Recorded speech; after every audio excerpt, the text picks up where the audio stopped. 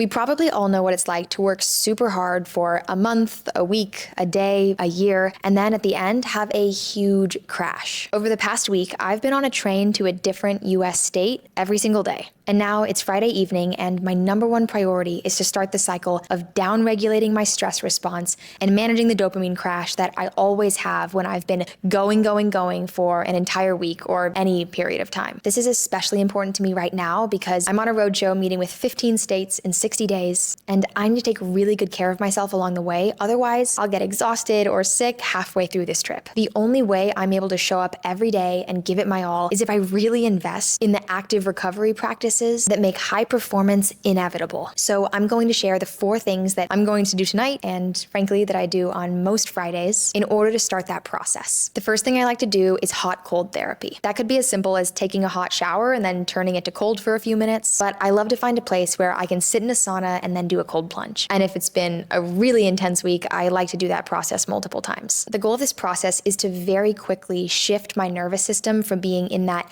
stressed, sympathetic fight or flight state to being in a relaxed, parasympathetic rest and digest state. Both the sauna and the cold plunge do activate an acute stress response, but as soon as you get out, it activates that parasympathetic recovery. That means that in just a few minutes, I can basically force myself to down-regulate my nervous system and start the process of active recovery. The next thing I like to do that I've only started doing recently, but it has a very immediate and pretty profound effect, is simply to go on a walk without my phone.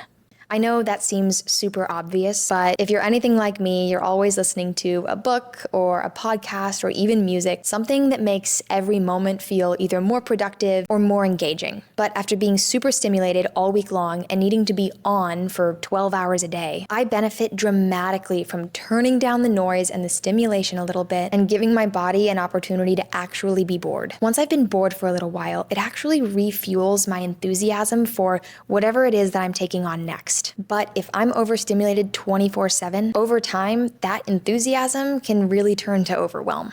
But boredom makes things feel fun again. Also, I'm gonna be totally honest, I definitely feel a stress response when I'm leaving my phone behind. So much so that I will often text my mom just to let her know that I'm leaving my phone behind for an hour or 2. That usually makes me feel a little bit better. And I always know that the truth is, if there's an emergency, there's always gonna be someone around me with a phone that I can use.